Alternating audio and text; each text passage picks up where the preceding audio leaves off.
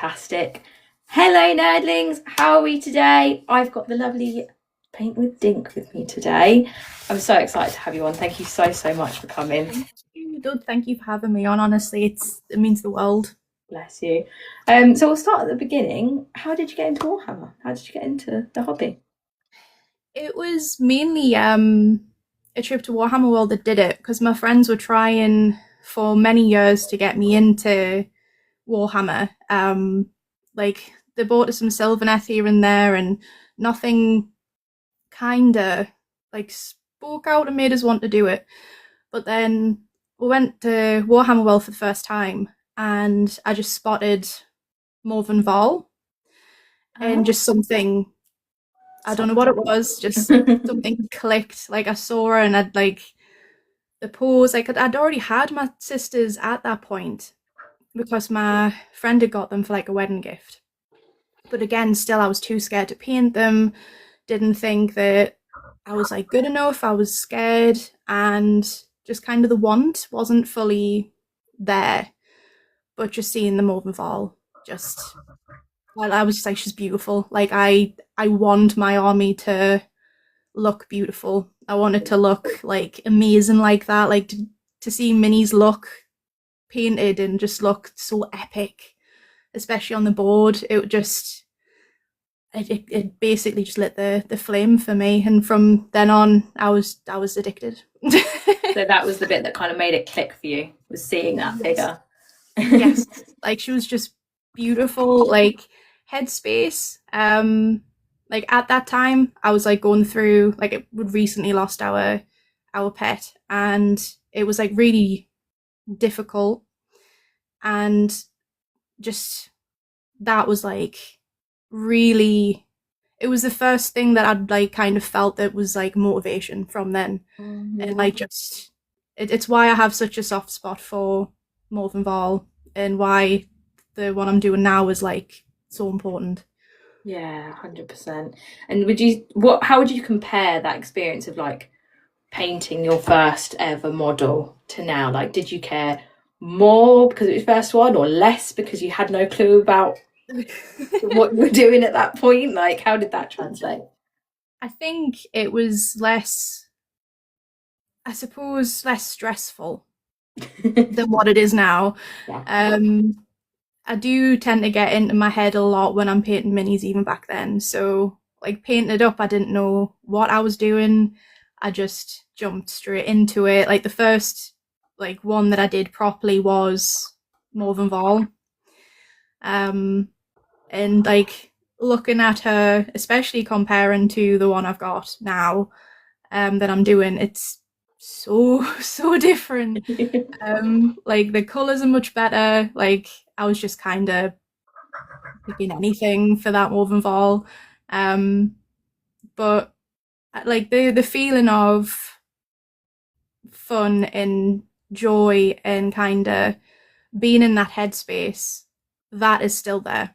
Like being able to sit and just paint and concentrate on just painting, and not have like your mind just running crazy all the time, and seeing something come to life, that is, the love of that is still there, and like the hook of that is still there. And I think probably more so now, because I can translate what I want the model to look like in my head better now than what I could do back then. Do you almost get into more of a flow state now? Yes, it's Or like you not get kind that? of panicking, like, am I doing this right? Or like, how can I do this better?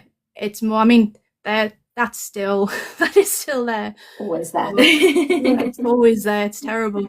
But the fact that I'm used to things, so I'm used to kind of getting the right texture for the paints, for what I'm wanting to do.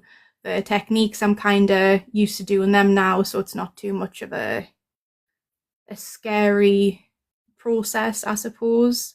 I still get those moments when it comes to doing new things, and that's kind of the adrenaline rush I find with painting. You're petrified of doing them, but when you do them, and especially when they turn out right, you kind of get like this proud thing. And like that again is addicting when it comes to painting the minis. Yeah, 100% agree with you there. So did it take you a little while to kind of land on your style, so to speak, or did you kind of have it from the get-go? I think I had an idea of what I wanted to have my minis look like.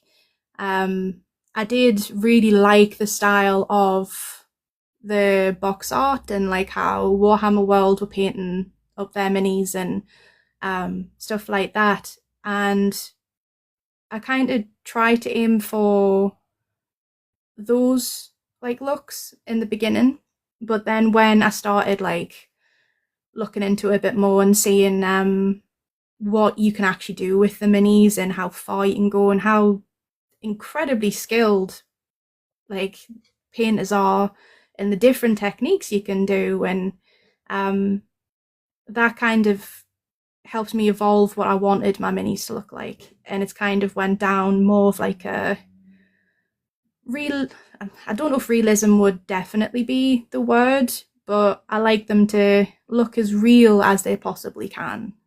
But I now, after doing the Shadow Seer especially, it's a there's some kind of color vibrancy wanting to go into it a little bit more that wouldn't normally be there in realism, but I'm getting a little bit curious as to maybe adding some more vibrancy into the painting.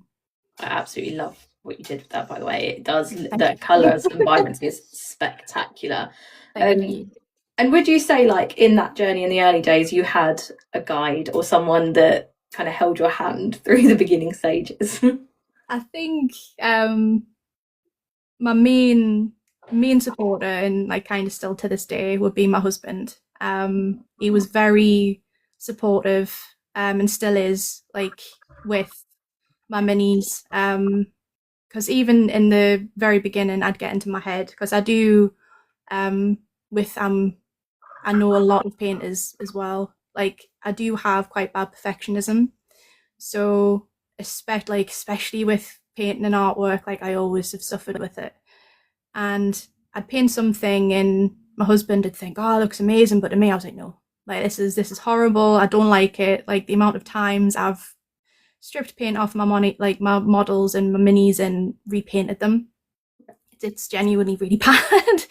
But he'd always kind of point out the positives and point out like no, you have done this bit really well, and was the voice that I needed to counteract the kind of um, negative like views of my own work. Um, and then when I decided to put my work out there, the people in the community who like I joined from that point, so like Galloway Paints, Katana Minis, um, like Daniel Stone, like they have like been massive supporters and have helped me a lot as well. Like especially when it comes to painting techniques and stuff, like Galloway has really helped me to like kind of finesse my techniques in a way where I struggle to really heavily in the beginning. That's really fantastic that you've had that kind of support network, though, and those people around you. And as someone in the comments said, we are all our own worst critic, aren't we? 100%. So something I wanted to touch on, because it's a subject a bit close to my heart. You are obviously my first woman on, and I am so excited about that because I think, an honor, like honestly, honestly. I'm so happy that you come on because I do think there can sometimes, it's a very male dominated hobby, really, isn't it? And even though it has grown so much since, I mean, I remember when I was a child and my dad was at the war games clubs and things, there was very few women in it. But what's been your experiences as a woman in the hobby, like both the best parts and the biggest challenges? Like what have you come up against, sort of thing? Well, personally, with my experiences, I do think I've been really lucky in the fact that nothing negative has happened in regards to like how I'm perceived in the community, based on like the fact I'm a woman. Um, so I do feel blessed with that because I know there have been instances I've seen TikToks from people where they've explained how they've had very negative experiences, which it is awful to know that that happens. And I do hope, because I think in many ways,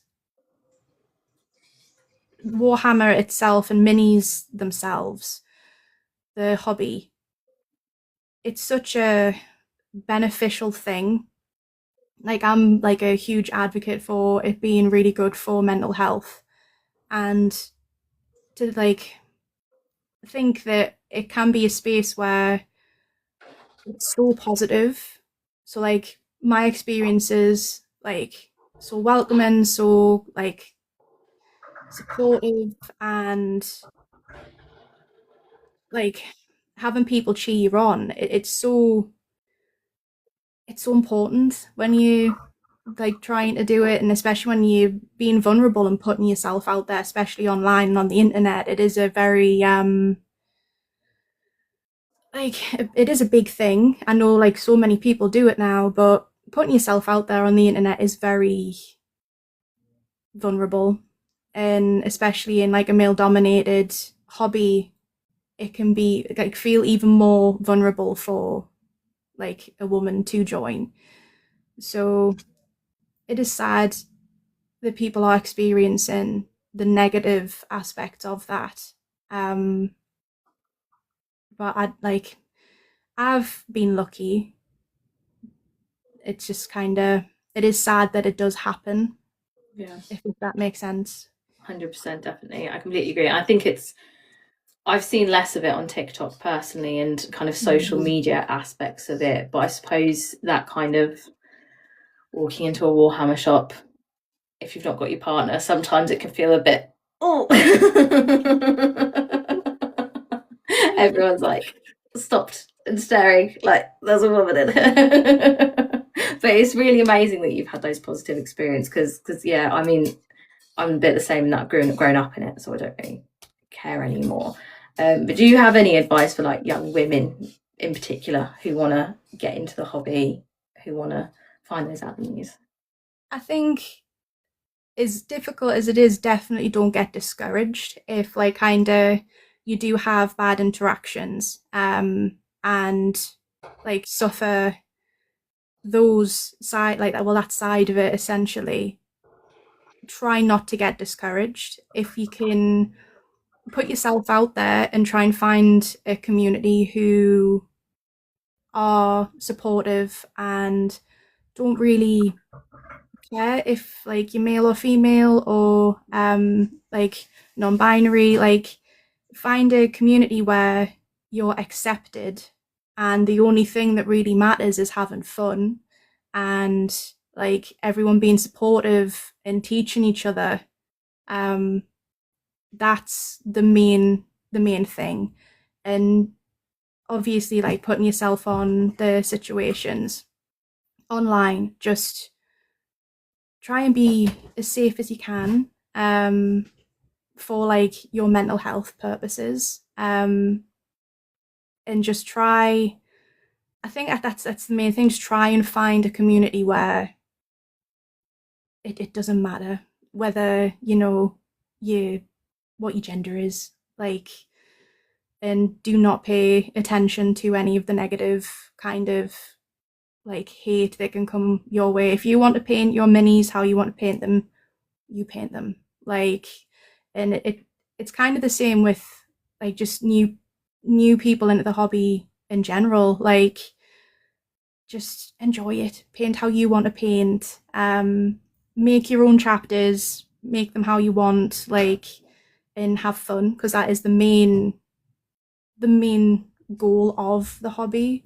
And hopefully people don't experience the negatives, because it is awful when you see that happening and hear that happening, because people don't deserve that.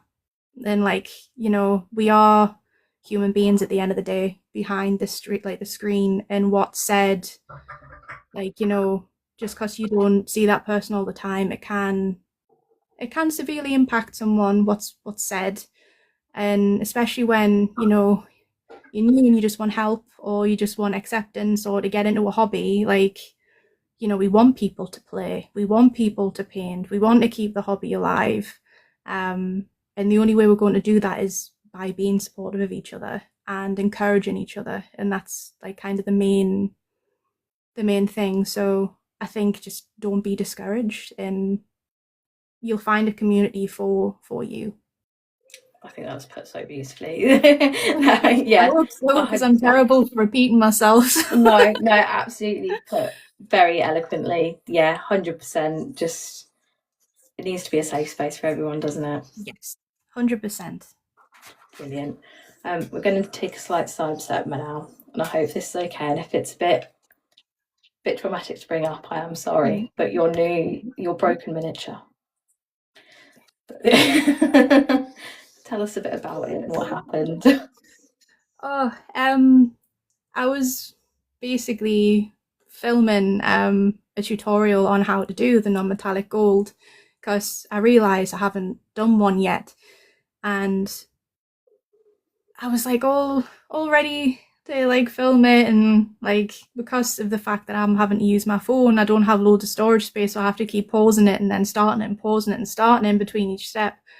And when I don't fully focus on something, I don't pay as much attention, and I wasn't kind of paying attention on how I was holding the mini. Completely my fault.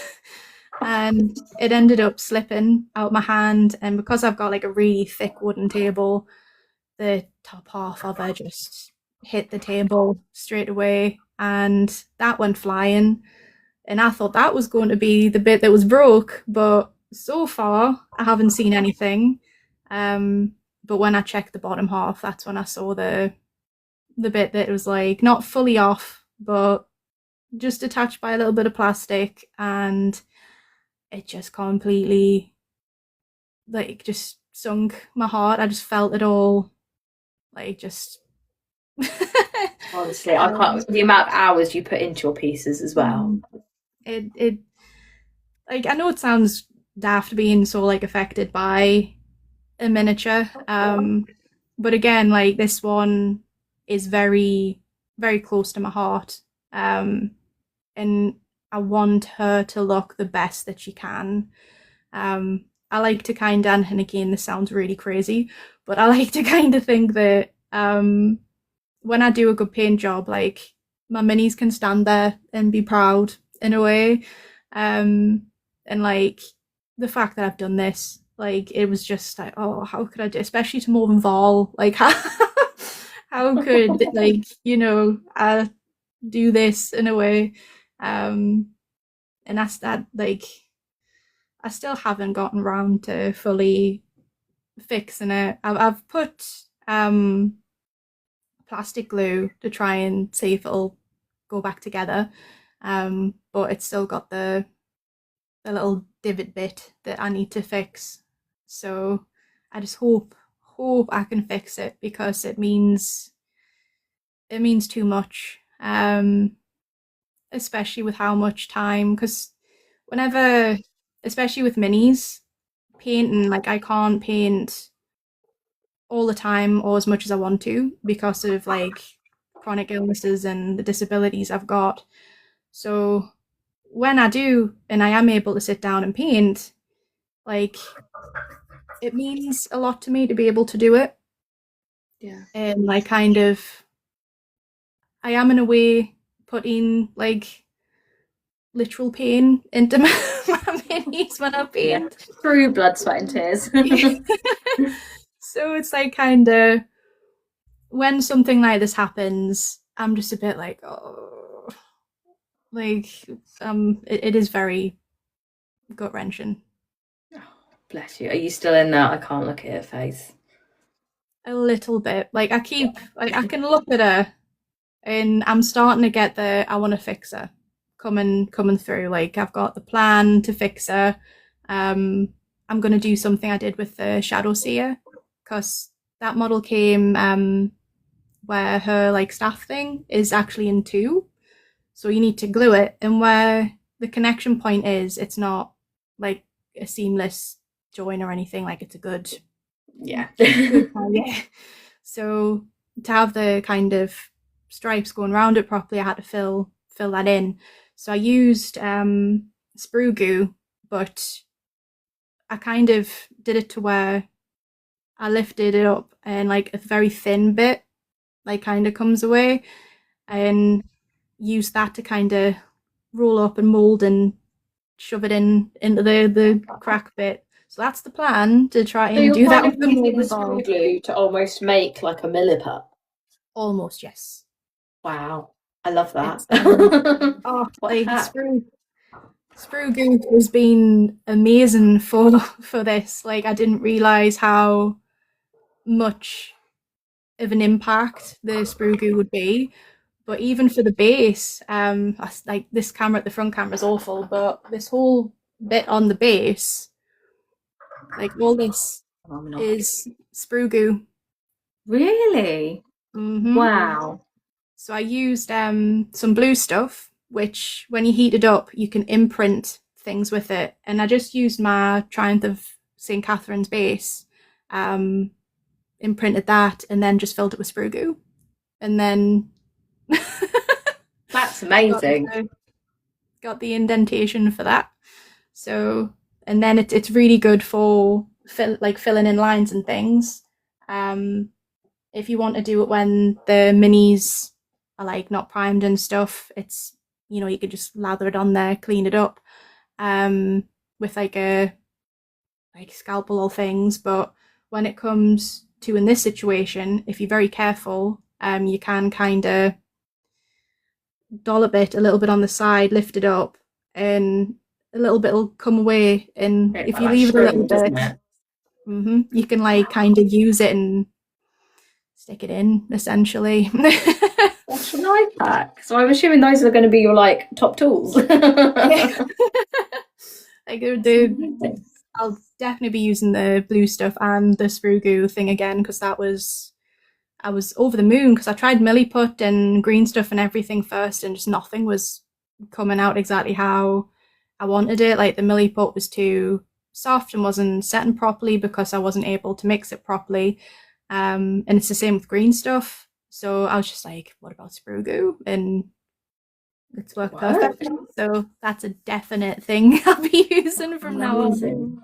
Wow, that's amazing. And do you think once she is repaired, do you think a little part of you might love her a little bit more because you've been through this?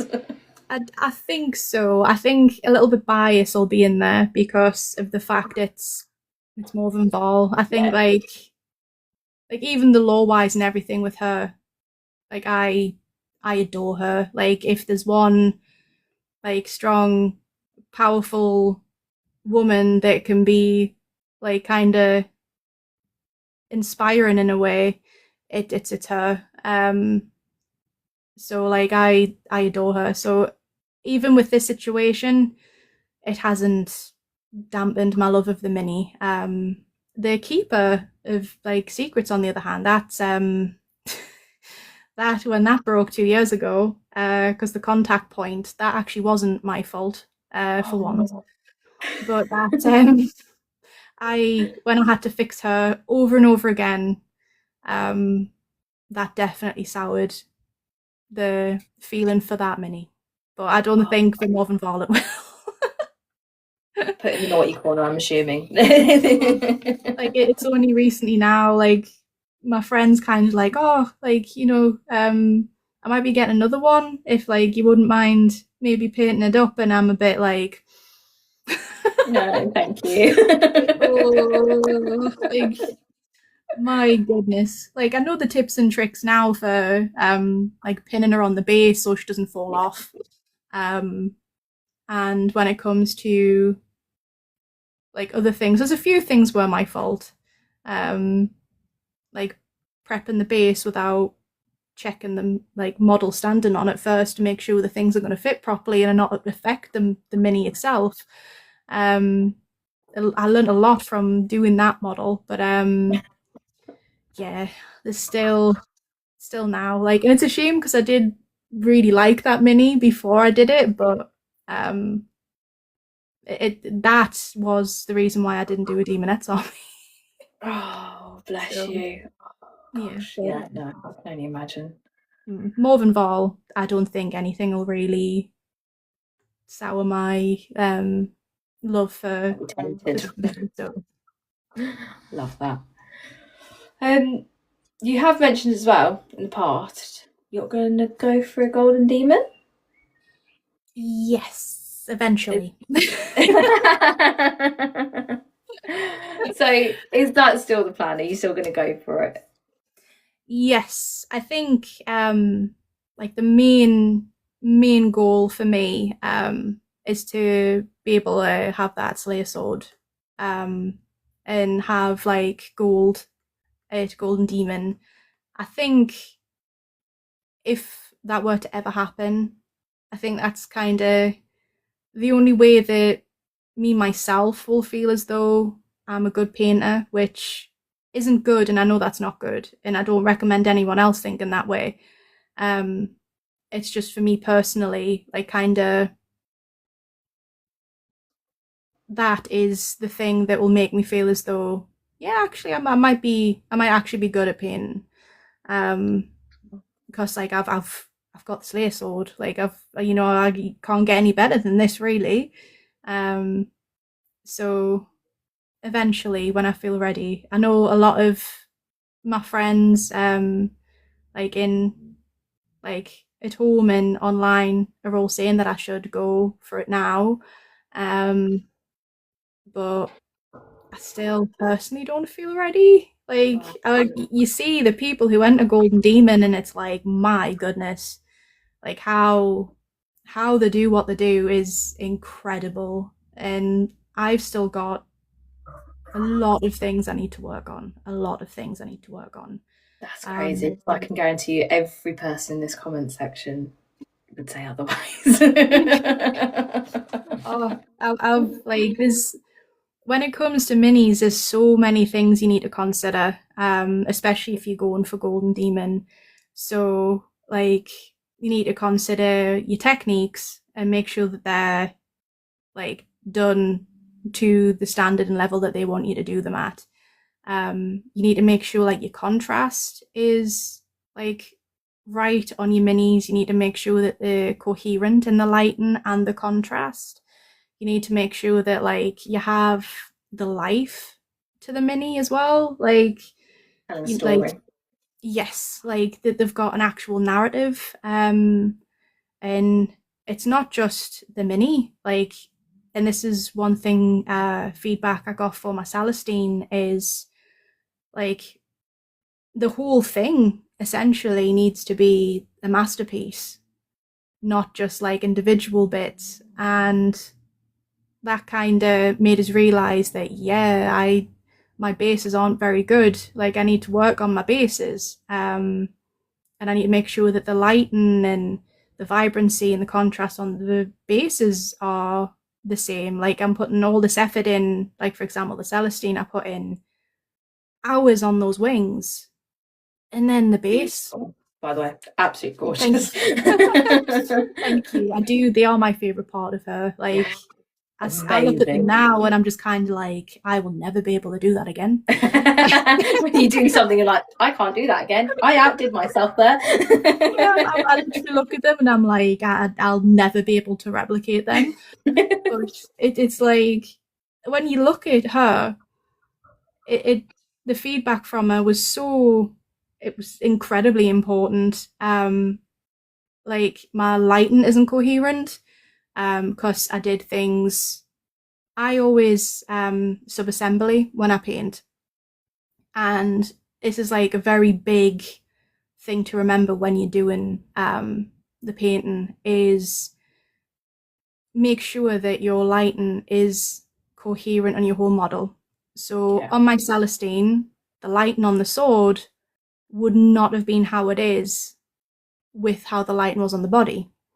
And I didn't put that together when I was like kind of painting and putting it together, and I didn't realize until it was pointed out. And I remember kind of sitting back and thinking, how did I not realize that? But now it's one thing that I make sure, like with the Mauve Vol, I'm like painting shadows on to make sure that where her feet are, there's actual shadows and things, and really making sure that the lighting is coherent on the whole piece.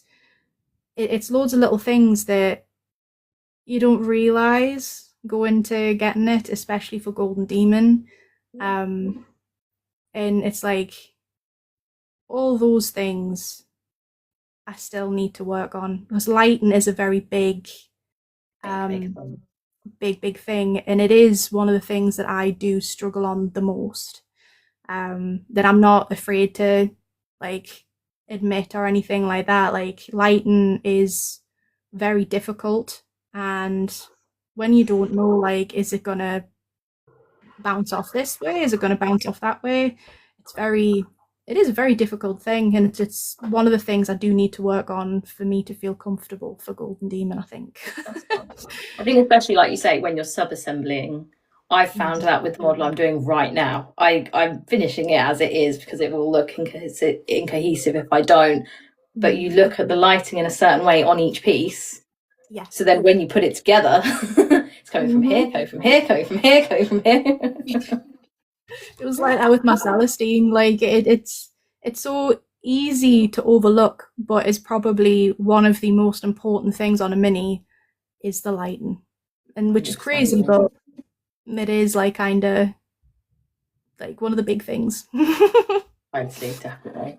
So is there anything you're going to do to like prepare? Have you got a game plan of I'm going to practice these techniques or be studying these past entries, or like do you have a vision of how you're going to get there? Obviously you said about the lighting. Yeah. I think kind of work on like sorting out the lighting. I'm working on making sure my contrast in my pieces is better and deeper, because I do get scared to go too dark and too bright. So I'm trying to battle that fear in a way, because you always get it to where if you put this highlight there, is it going to ruin it? Is it going to look good? Like it's so scary, because like especially if it's like a pure white, it's kind of like that's going to be a nightmare to paint over if it doesn't look good. To get that back, yeah. So like it's the fear of like making or breaking the model with the highlight or even the deeper shadows, and like that I'm working on. Lighting, I'm wanting to try and improve my glazing a little bit. That's still not as smooth as I would like it. Again, I know that's a lot with the perfectionism. I want it to be as smooth as possible. So like that's something I'll always want to work on and get better. I think when I win a competition that like means a lot. So Iron Skull's one of the ones that I'm entering. Like I entered last year, I'm entering again this year. And I think when I like, well, I say when, if eventually I'm able to get to a point where I win, I think that's another like box I'll need to tick for me to feel ready. I've almost got like a skill tree that you're ticking all the boxes on. Yeah, like there's things that I want to win before I feel ready for Golden Demon. So many Golden Demon like winners enter Iron Skull, and it's like insane when you see their level. And I think if I can be in the same level as them by being in like bronze, silver, or gold, then I'll feel as though I won't look silly entering Golden Demon. I'm trying to think if there's like anything else really preparation wise. I think I'll definitely prep the minis and stuff that I'll want to to do. I'll probably kind of do like inspirations, mood boards, stuff like that for how I want them to look, and plan them out first before I jump into them, because it's the one thing with the Mauve and Vol is I didn't plan the base, I just kind of went with the flow, and it was a bit stressful. So I think for Golden Demon entry I'll probably want to plan it out better. Yeah, have a full vision of where you're going. Mm-hmm. Is there anyone that you'll be drawing inspiration on that for? Like, is there a previous Golden Demon winner?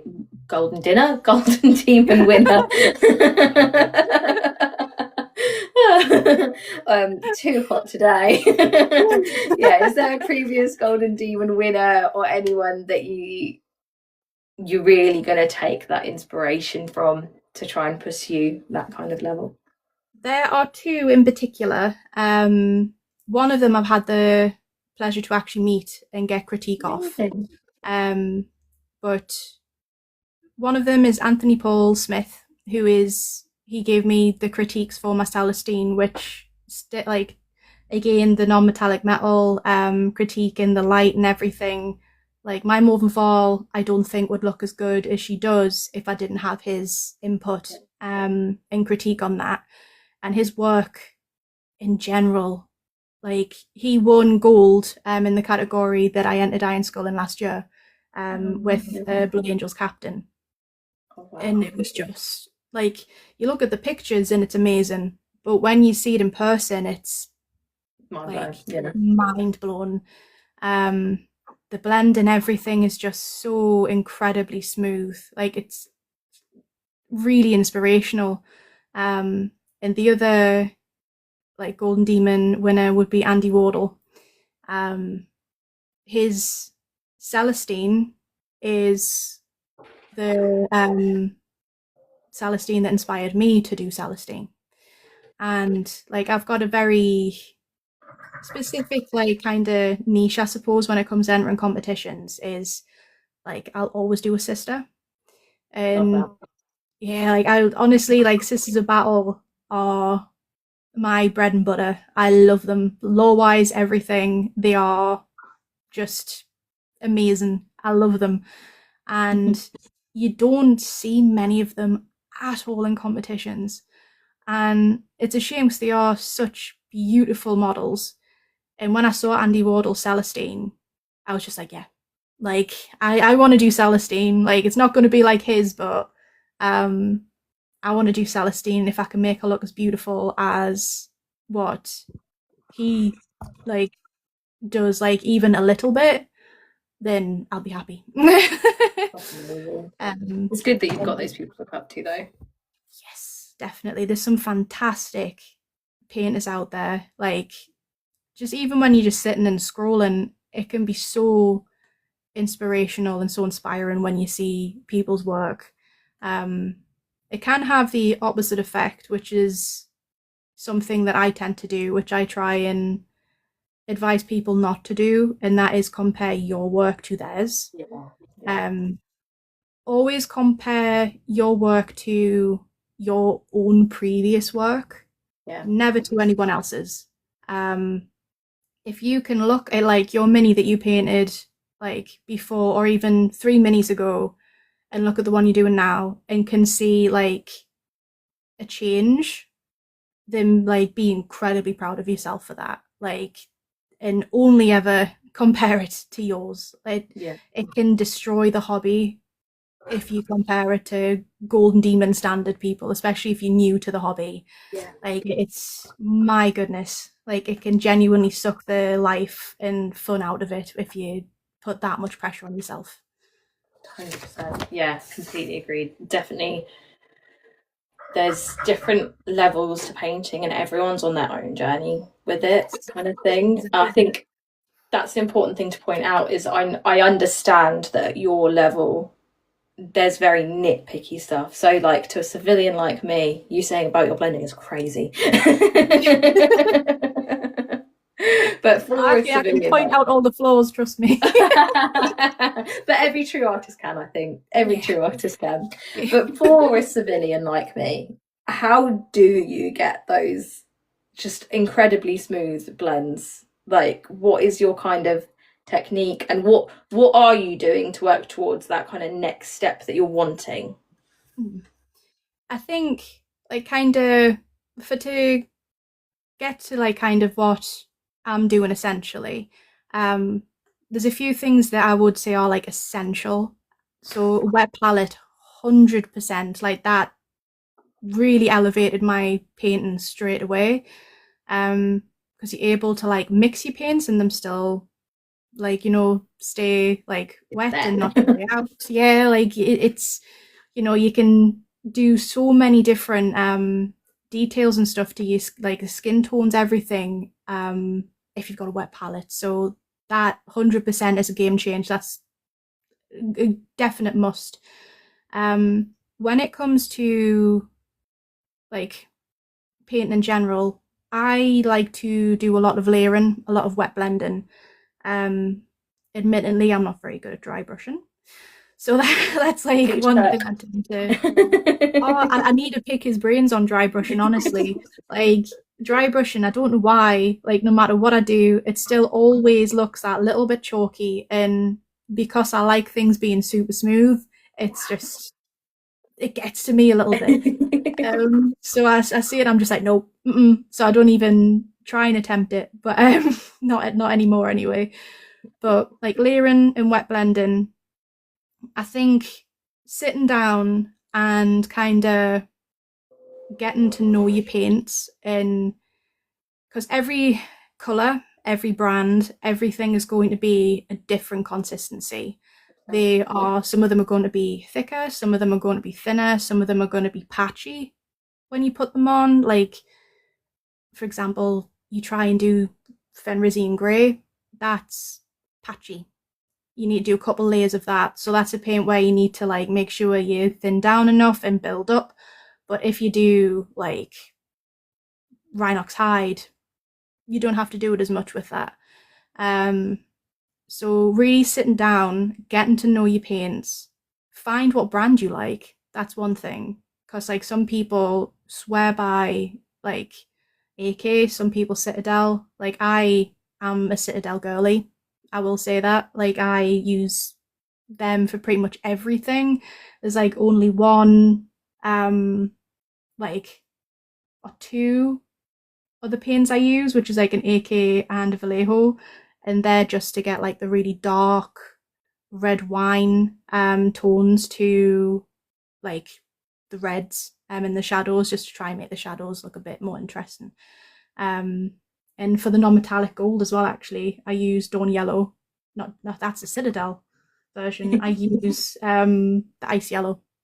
Yes. For that yeah. But really finding what brand you like the most, working out and kind of learning how to thin down your paints is a definite must to learn, especially when it comes to learning from layers, shades, glazes, especially if you're wanting to do like and going down the glazing route to get the really smooth transitions. You need to make sure that you water it down quite a lot, and especially with glazing, because that's something you build.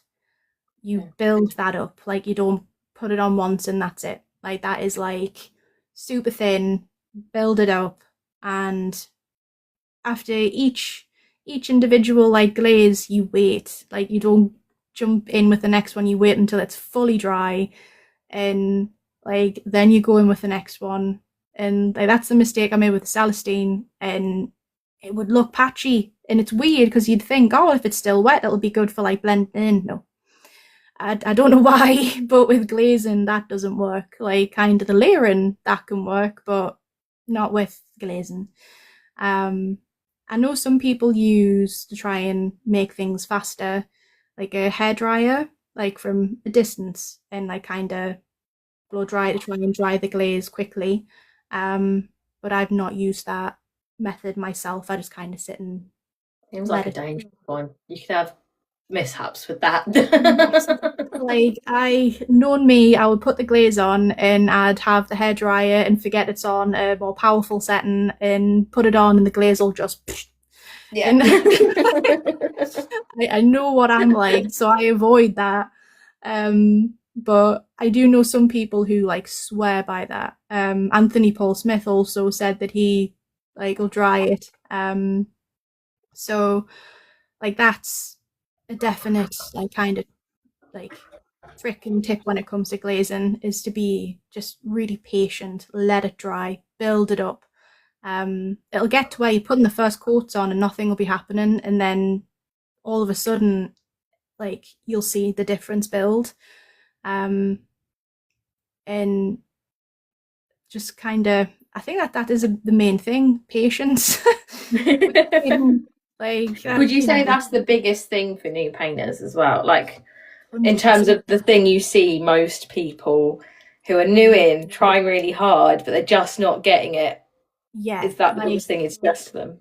yes, I think patience is such a big thing in this hobby that you need.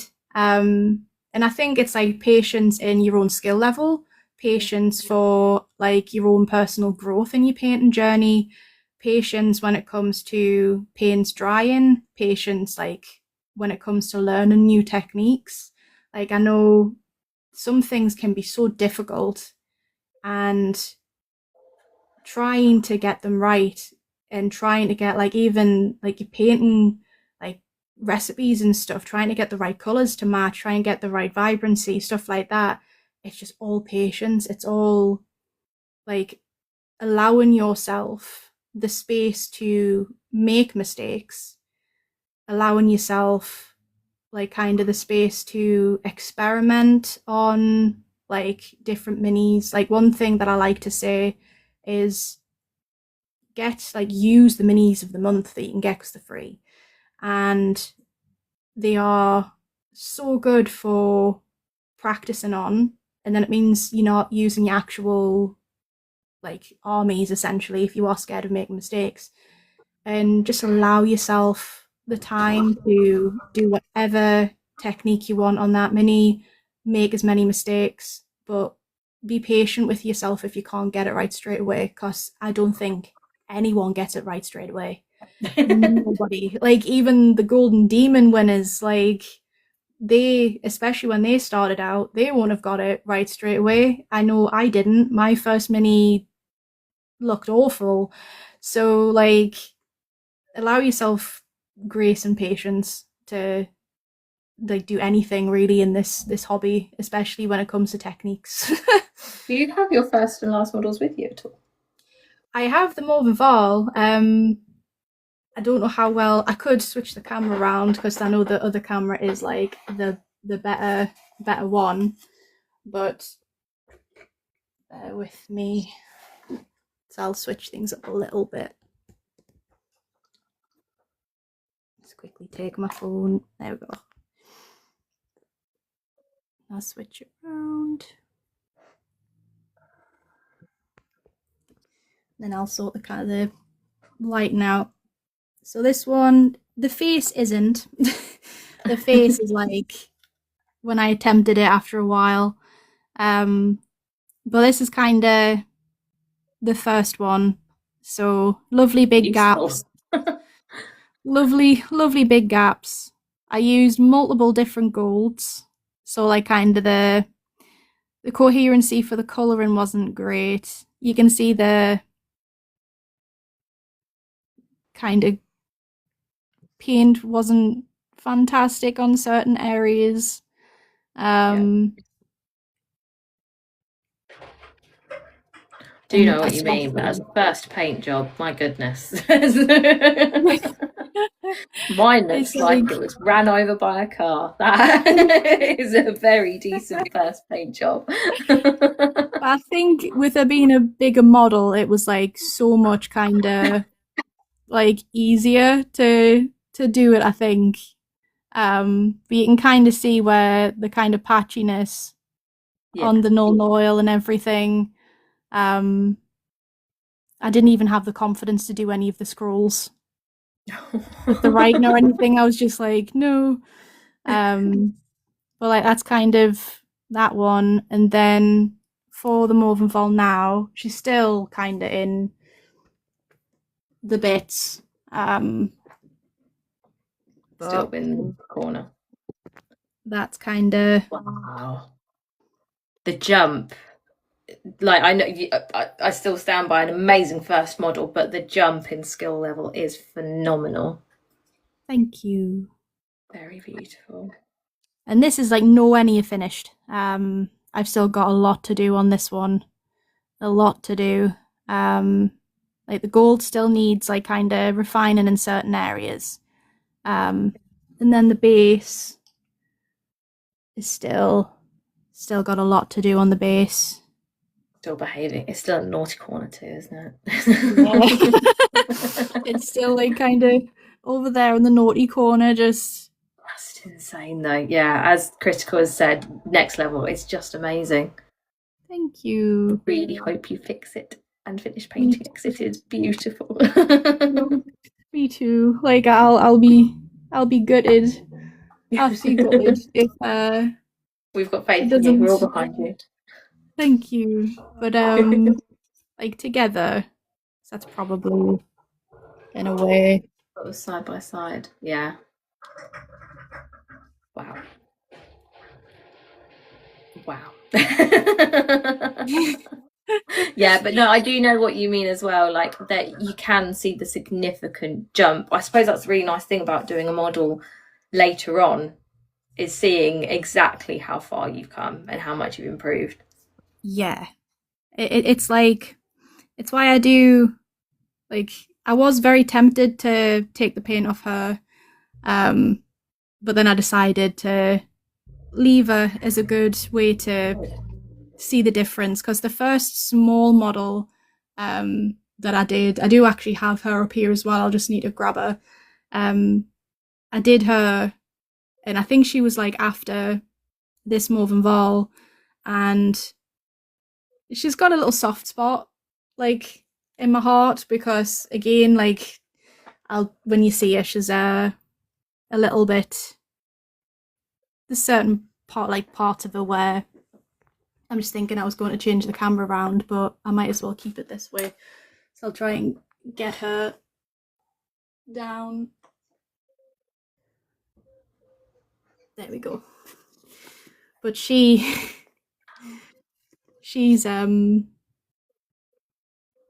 Beautiful again. It's like the white so much different. Like I went a little bit crazy with the apothecary white on this, and you can see my dry brushing isn't any different, I wouldn't say now. That's one thing I tend to not practice, which I probably should. But and I was really proud of this one. I remember when I first painted, same with the Morven Val, I was so proud of them. But like they are very good to look back on and see the difference, see the kind of jump. Especially for when I have the bad days when I kind of think I'm not going anywhere with it essentially, and I'll never like kind of get anywhere with it. And then I look at the differences and I'm like, oh well, I have improved. Like it's not like I haven't done anything, if you know what I mean. Like I can see some improvement. Yeah, 100%. Massively. It is incredible. Thank you. Really incredible. So in terms of when you are stuck and you can't get going, what kind of tools do you use to get yourself out of those funks? Ooh, I think when it comes to most of the times, I think kind of pushing just to pick up the paintbrush can sometimes help. Not all the times, but like it can sometimes help. And if I find that it's not going anywhere, then I put it down, because there's nothing worse than forcing yourself to paint if you clearly don't want to, because then you just kind of associate painting minis with that feeling of like kind of ugh, instead of like I'm really enjoying this. So I'll push myself to pick up the paintbrush and just try, but if that doesn't work, I find kind of looking for inspiration. So like scrolling, looking at other people's like kind of work, that can kind of fire up the want to paint. Um, yeah, like that it can really help. Um, and sometimes even if the motivation's not there with your current mini, trying to do a completely different one. So I like to sometimes switch between my sisters and Blood Angels. The Blood Angels are my husband's army. Um, and like he kindly lets me paint up some of them. And that can help me kind of get the inspiration back, I suppose, for painting my sisters. I think listening, yes, because you can get fatigue, especially if you're painting the same mini, or the same army. Yes, like it can get a little bit like samey, and not as interesting. So kind of switching that up. Like the Shadow Seer was one of the things that really uh switched it for me, because I was a little bit getting in my head about the upcoming competition and just kind of thinking, well, what if I'm not good enough? I'm doing this Morven Val, I've spent all this time on her, and what happens if I go and like, you know, I get nothing? Like, does that mean, that she's better than my Celestine? Or she's not as good as my Celestine last year? Or, like, I don't know. And I was getting in my head a bit too much with that, like, worrying that she's not good enough and that I'm going to be entering a competition and I might embarrass myself, like, because she's not going to be up to the standards of the Golden Demon.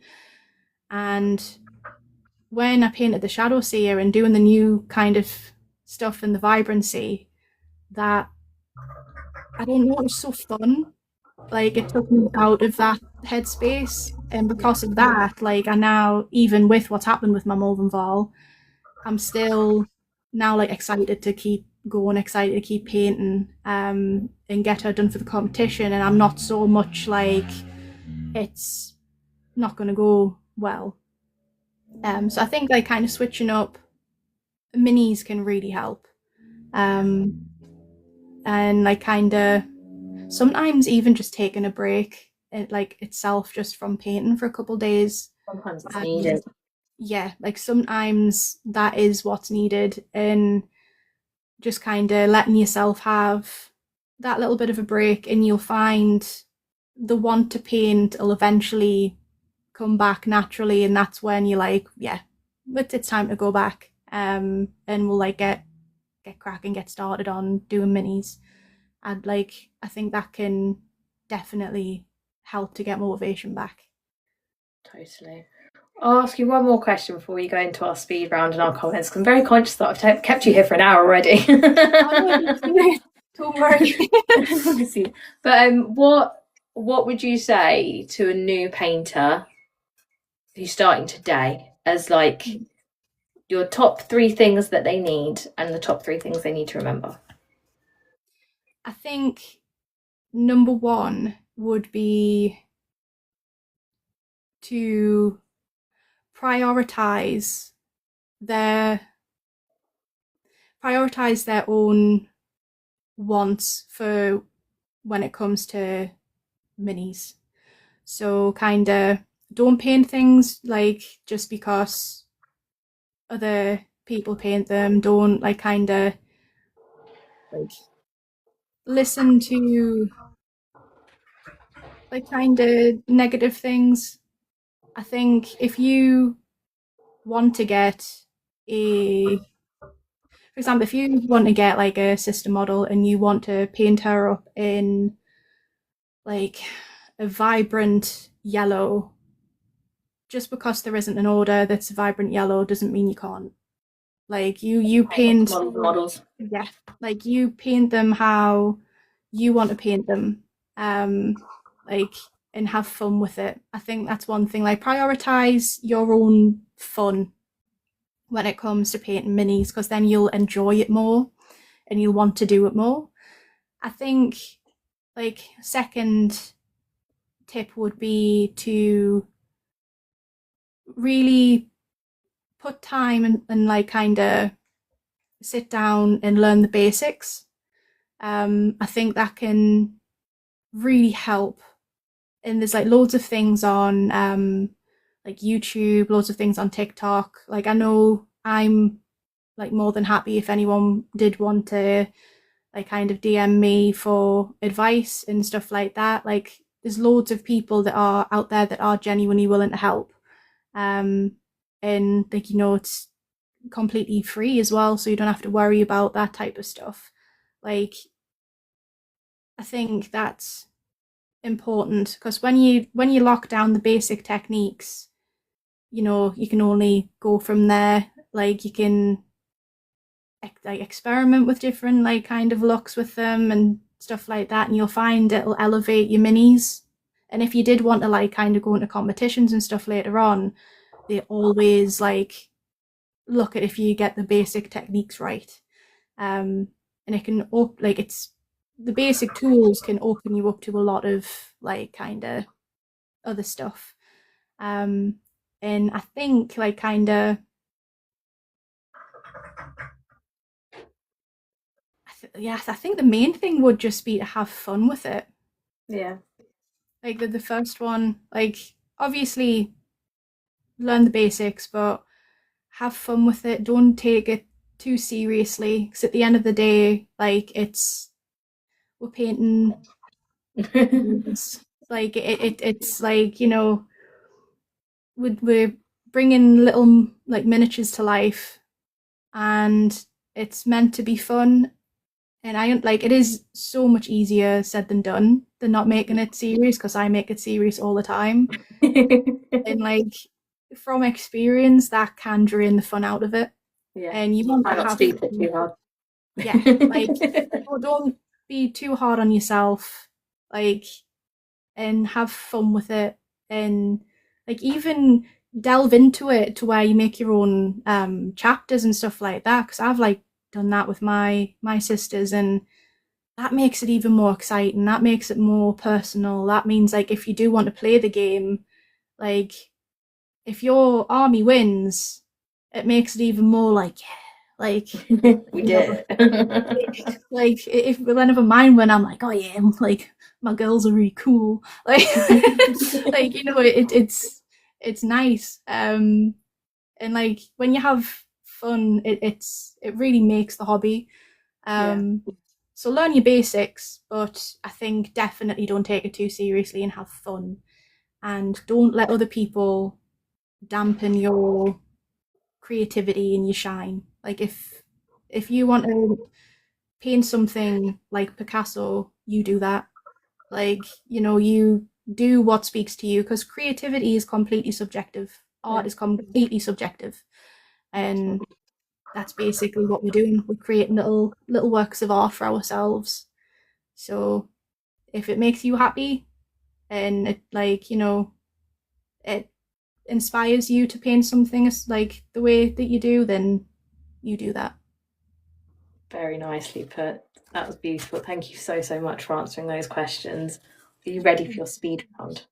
I am, yes. I hope I've answered questions well, because I am really bad for That's okay. like going off the topic or repeating myself. So I am. No, beautiful. Honestly, you've answered amazingly. This has been really interesting one. But we will start with your first speed round question. Favorite biscuit? Oh, favorite biscuit. Ah, see. I think it would have to be a traditional McVitie's milk chocolate digestive. Bold choice. Love it. Sturdy. Can't go wrong with dipping that in a cup of tea. Can't go wrong. Love it. One app you have to delete forever. Which one is it? I think probably be Facebook. Fair enough. I rarely use it ever. What's your prized possession? Oh, oh my goodness, this one's difficult. I've got so many. Um, oh, I would probably say my PC because I rely on it so much. I'd That's a good probably answer. say that, I think. And lastly, before we open up the comments questions, what's your most useless skill? Oh, um, I'd probably say the fact that I can kind of make my hands look like a snake's head.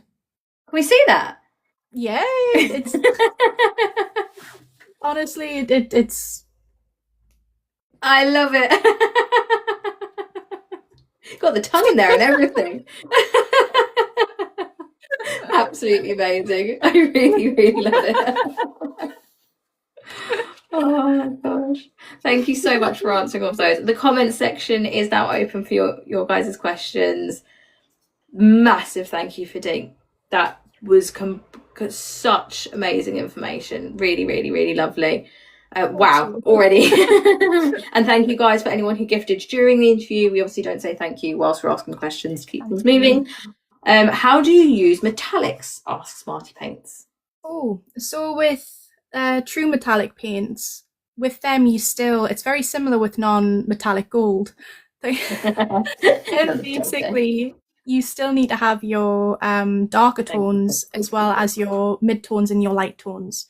So, for example, with gold, you'd start with kind of your darker tones. So, say if you were to use Citadel, because they're the ones that I kind of know, you would probably start off with your Retributor Gold, and then maybe for your base, and then your mid tone would probably be like a Liberator, like the Liberator's Gold, and it's always like a gold that's lighter in tone, not as kind of warm or vibrant. And then for the highlight, especially for golds and things, don't be scared to actually use silver. So Stormhost Silver is kind of my go-to for the very lightest point for a true metallic gold.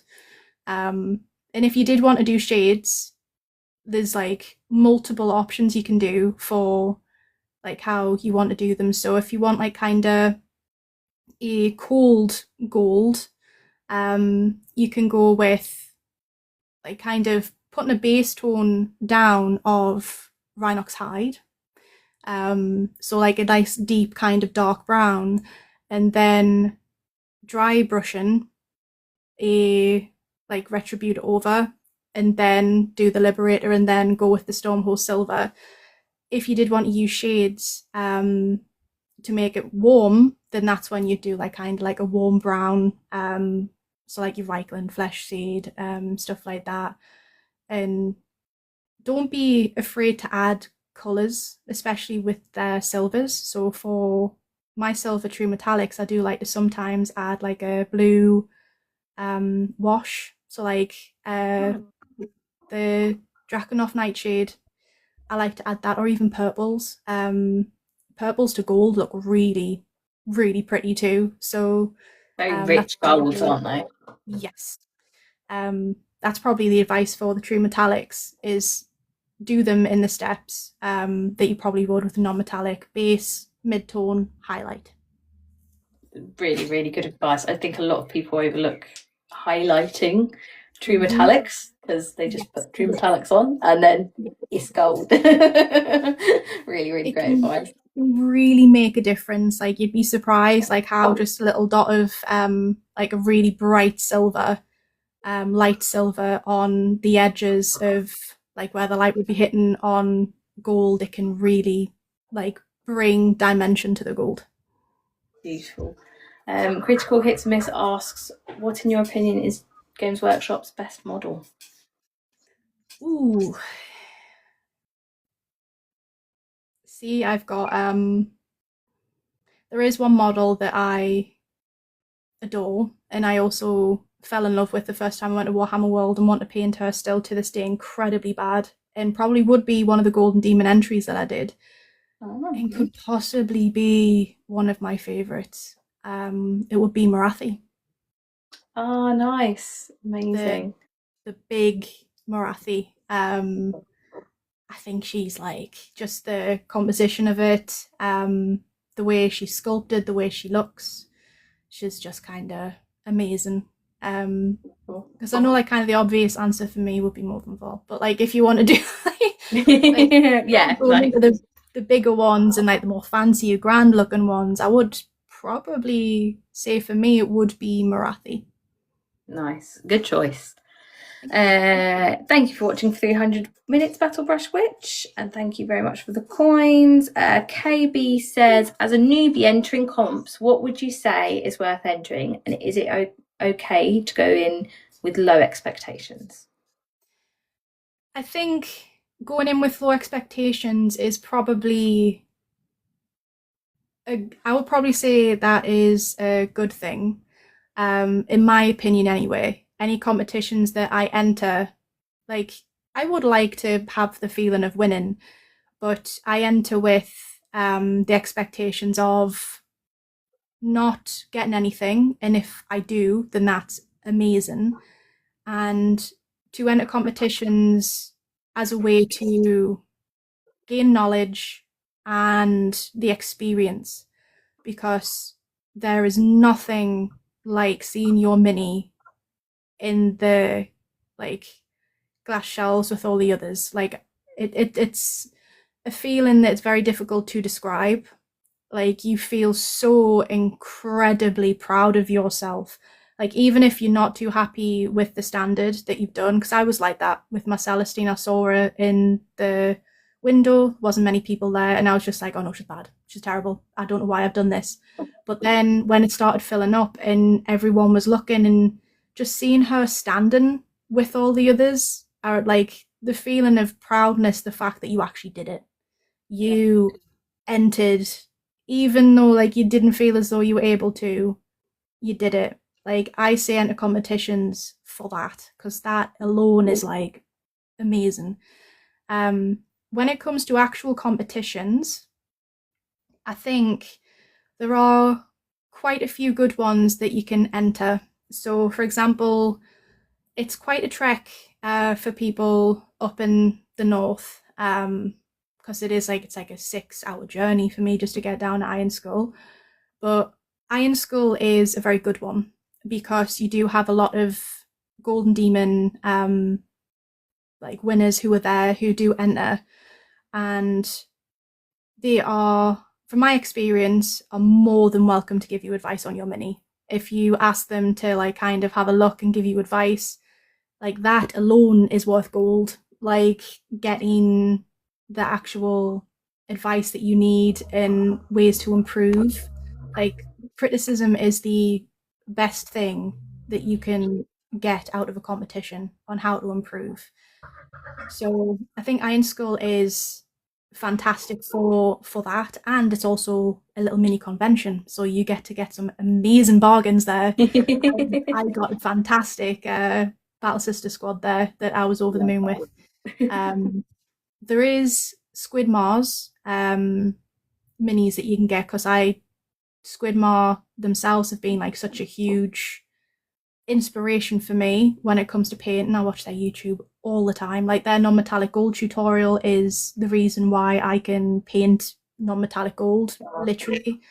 So they have a competition that they do every year, and that's like the entries are around December, and that one you don't need to go anywhere. You just need to take a picture and you can send it, which is like fantastic for if you're not able to get to a competition, or like in my situation where if like traveling is a very painful thing, or you can't do it because you're having like a very bad flare up, or you're not able to go, you can still enter because it's literally just online. So it's fantastic. You just need to make sure you know how to take pictures. That is a very big thing with them, because you don't alter your pictures, nothing. They will disqualify you for that. But if you can take a good picture, then you know it is very good when it comes to entering for that. But I think if you have local hobby stores, I know local like GW's game workshops, they do little competitions here and there. They're very good to enter because they're like local. They're not, you don't have the huge pressure of a big competition. And sometimes in little local hobby shops, you will have like little advertisements for ones that are around in your area. So I know there's like a Northeast one coming up. I think it's the 6th or 7th of June, where people can go and enter and stuff like that. And little local ones are really good to start off with, I think, before you jump into the bigger, heavier ones. But the bigger, heavier ones are very good for getting advice. Building yourself up with it. Mm-hmm. KB Paints also wanted to say that your volumetric style is incredible. I definitely agree. Hello, Chris. We're doing well, thank you. Attilia asks, what non-miniature artists inspire you and how do you bring them into your miniature painting? Oh, that's actually a very good question. See, this is where I'm atrocious at at names because I'm bad at remembering names. Okay. But there are artists out there because I've been doing art ever since I could pick a pencil up. That's one thing. And there are a lot of artists out there. I'm trying to remember. Monet is one, actually. Monet is one. Yeah. He's very, very good. There is an amazing portrait artist that really concentrates on realism. And it's so frustrating, I can't remember his name. But like I will try and remember it and I'll like post it somewhere. I don't know where, but I'll try and remember. He's like absolutely phenomenal. I do like to look at, because again, actual painting on canvas and stuff like that, a lot of the lessons that you learn doing that, you apply with minis. So again, learning your lighting, learning like your warmth and your contrasts, learning how to use paints and the consistency of paints. Like that is something that you can bring into the miniature kind of world. And I loved the realistic kind of portraiture and stuff like that. So most of the artists that I do like, that I can't remember the name of, like I like to look at how they do like the warm undertones for the skin tones, how they bring the life to the minis. Well, not minis, they're paintings, so that I can replicate that on the minis. That's amazing, really cool. Shed Hermit says, great seeing Dink on here, so happy seeing her confidence grow and her work is phenomenal. I completely agree, Shed Hermit. Critical says, if you had to pick one technique, which do you think elevates a painter the most if mastered? I love that question. Oh, that is a very good question. Oh, I would probably say glazing. Mainly because if you're like me and airbrushes absolutely hate you, fair enough, yep. Like glazing is your kind of way to do the smooth blends. It is your ticket to do what an airbrush does. And I think being able to do transitions smoothly is such a game changer.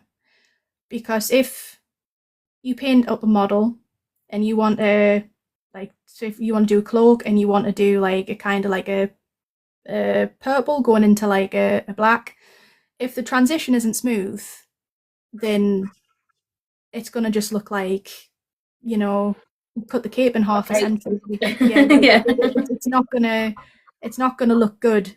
But if you can get that transition, so like even I know obviously the one technique, but you could even say wet blending. Like if you can do that, or mainly the glazing, to where you can get that transition to be smooth, then you can essentially do anything. Like you can make gold look like gold by doing the smooth transitions. Because if it's just like in blocked colors, yeah, like it looks cool. Don't get us wrong. you can see like with cell shade and stuff like that, that's like really cool.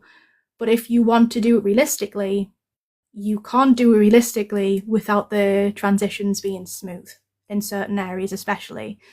So it's kind of, I'd probably say that's the one thing that elevates, because that's, to me, I'd probably say the one thing that's elevated my minis is the glazing. Amazing, thank you so much. I'll give a couple more, one last kind of roll call for common questions in case anyone wants to send any. And yeah, I'll take this opportunity to say thank you guys for all the gifts from me and Dink. Thank you. It's super Very much not needed, not expected at all, but thank you very, very much. Yeah, thank you so much for coming on. Oh, what brushes do you use from KB? Ooh, okay. This is like one of the things that I find very exciting about the hobby is that I like to use, like, I like to try every single brush I can get my hand on. Like, my work, I have so many brushes, but the ones that I've used for my Mauve and Vol from the get-go are actually orange brushes. And I've been using them Highly religiously. recommended. Yeah. I've been using them religiously for coming up a year now. And the only just, and bearing in mind, I'm not the best at looking after my brushes. I do really need to work on that. But they are only just now starting to look a little bit like as though they're heavily used. Yeah. Like the point, even like with the painting stuff, the point is still there. It's just, it's only now they're looking as though, they're well used. But out of all the brushes that I've tried, I would highly recommend the orange brushes. And they're the ones that I do find that I always use now and tend to go back to. I did trial the Artist Opus M series. I do have an S series that I do want to try. But the M series, I found, personally for me, the orange brushes held the paint better. And I kind of naturally went back to the orange brushes with that. So yeah, I can't recommend them highly enough. And price wise, like the very, very good. Yes. Like it's unfortunately, when it comes to brushes, it is very much you pay for what you get. And trying to find good, cheap brushes is very difficult. And with the orange brushes, it only cost me about 20 for 3. And that's like so, so good. So yeah, I'd say them, definitely. Amazing, thank you.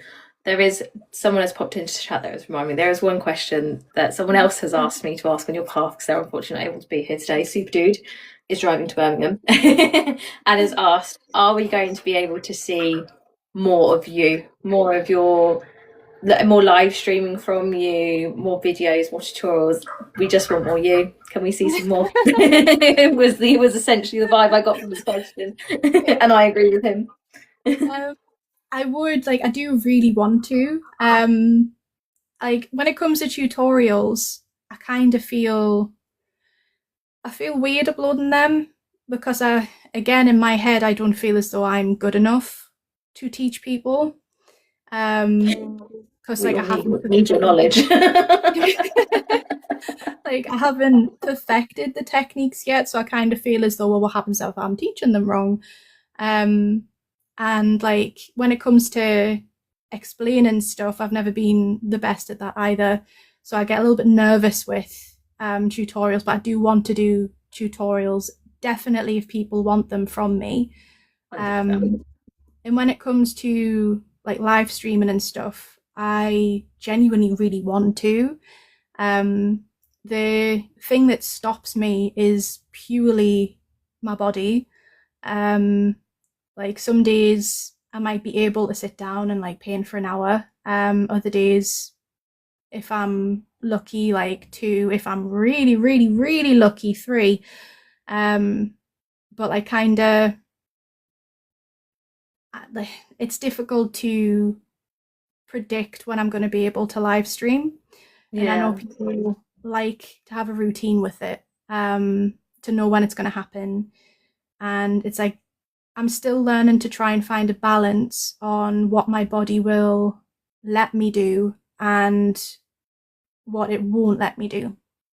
Because it's the one thing that kind of is frustrating for me. And it is one of the reasons why I think winning Golden Demon means a lot to me, is being able to prove to myself that I am not controlled by my disabilities. It is something that stopped me doing so much and tries to stop me with painting, but like I love to do it too much. So like I really try when I'm able to, and I think it's like that with the live streams. I do need to try to, even if like when I'm sitting just painting, just sticking the camera on, and like people just sit and watch us paint. I also worry that I'm not interesting enough. I think kind of having the whole think themselves. like, am I entertaining enough? Like, do people want to watch me paint? And I am quite camera shy as well, so like kind of that's like a bit of a thing that I'm working on and I'm getting better at, but it's something I still need to work on. But I would like eventually to live stream a lot more, and I do need to do more videos as well. It is a goal of mine to try and improve my kind of presence on the app, because I would like to eventually, when able to, be a commissioner and like do paintings for people, even like work for places like Games Workshop or even Seed Studios, like being able to get to a stage where my body's well enough. Well, it's never going to be well enough, but like manage to where I'm able to paint for a job and like kind of spread the joy of miniature painting. That's like kind of a goal of mine as well, and that's like one thing I'm going to need to work on when my body calms itself down, because it likes to have something new every year. So that's incredibly inspiring though, and whether it's ad hoc or routine, I think there'd be a lot of people that would hop into any lives that you did. Thank you very much for the perfume critical hits, very much appreciated. There is an onslaught of people just saying how amazing you are at painting and how fantastic of a miniature artist you are, and that's exactly why I wanted you on here, because your knowledge has been absolutely fantastic this evening. Thank you so much for coming on. Thank you for having us on. Like it genuinely means a lot, and I hope I've answered things okay. absolutely fantastic answers. Solid 11 out of 10 dink from Critical. Brilliant. Thank you, ladies from Brattlebrush Witch. So yeah, absolutely amazing episode. Thank you so much. And I will see you guys next week. If you're a miniature artist and want to get involved, hit me up with a DM. Thanks, guys. Have a lovely weekend. Bye.